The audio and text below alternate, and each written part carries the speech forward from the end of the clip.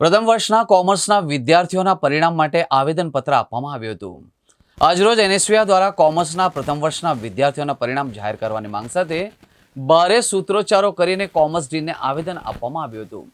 NSUI દ્વારા માંગણી કરી છે કે પરિણામ જલ્દીમાં જલ્દી જાહેર થઈ જાય, સાથે જ બીજા સત્રની ઇન્ટરનલની સત્રની પરીક્ષાની તારીખ પણ આવી ગઈ છે, જેને લઈને વિદ્યાર્થીઓ ઘણા મૂંઝવણમાં મુકાયા છે। આજરોજ એનએસયુઆઈ દ્વારા કોમર્સ ફેકલ્ટી ખાતે રજૂઆત કરવામાં આવી કે જે પ્રથમ વર્ષના વિદ્યાર્થીઓ છે તેઓની પ્રથમ સત્રની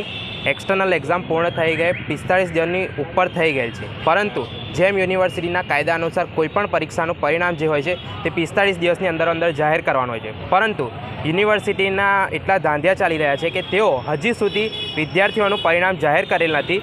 તથા જે બીજા સત્રની ઇન્ટરનલ એક્ઝામ 19 તારીખથી શરૂ થવા જઈ રહી છે, જે 2 દિવસ પછી છે, પરંતુ ક્યાંક ને ક્યાંક યુનિવર્સિટીમાં એટલી લાપરવાહી ચાલી રહી છે, એટલી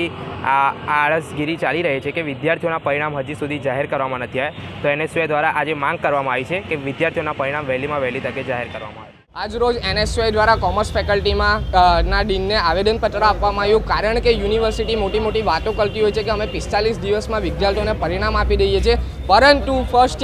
સેમના વિદ્યાર્થીઓને આજે 50 દિવસ થઈ ગયા છે તો પણ પરિણામ યુનિવર્સિટી આપ્યું નથી અને એની બીજા સેમની પરીક્ષા કન્ડક્ટ કરવામાં આવી ગઈ છે। એનએસયુઆઈ દ્વારા કોર્ડિનેટર અને ડીન ફેકલ્ટીને ઉગ્ર ચીમકી આપવામાં આવી છે કે 24 કલાકમાં પરિણામ જાહેર કરવામાં નહીં આવે તો 19 તારીખથી જે સેકન્ડ ફેઝની ઇન્ટરનલ છે એને અમે નહીં થવા દઈએ, કારણ કે વિદ્યાર્થીઓના ભવિષ્યના જોડે છેડા થઈ રહ્યા છે એવું એનએસયુઆઈને લાગી રહ્યું છે।